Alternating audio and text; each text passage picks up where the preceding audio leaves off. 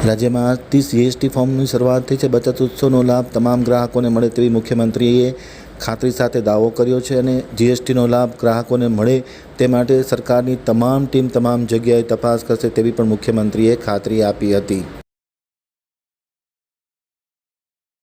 મંત્રી અપીલ કરે છે લોકોને કે સ્વદેશી અપનાવો। આજથી માં અંબાના નવરાત્રિની પ્રારંભ થઈ રહ્યો છે ત્યારે માતાજીના ચરણોમાં દરેક પ્રજાજનોની સુખ શાંતિ અને સમૃદ્ધિ વધે એના માટે પ્રાર્થના કરું છું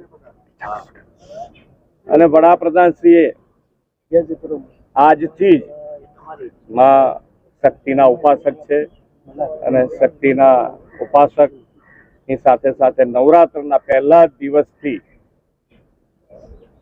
બચત માટે લોકોની બચત માટે લોકોના પૈસા કેવી રીતે બચે એના માટે નેક્સ્ટ જનરેશન જીએસટી રિફોર્મ્સ કર્યું છે।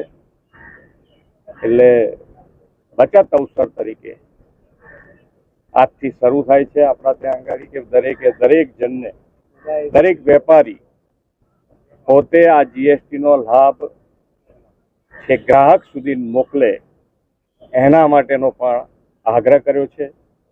અને બીજું કે ભાઈ આપણે જે પ્રમાણેની સમયની માંગ છે એમાં માનનીય વડાપ્રધાનશ્રીએ આત્મનિર્ભર એટલે કે સ્વદેશી અપનાવીએ આપણે આપણી ભારતમાં બનેલી ગુજરાતમાં બનેલી વસ્તુઓનું જ ખરીદી કરીએ એનો પણ અત્યારે સમયની માંગ છે।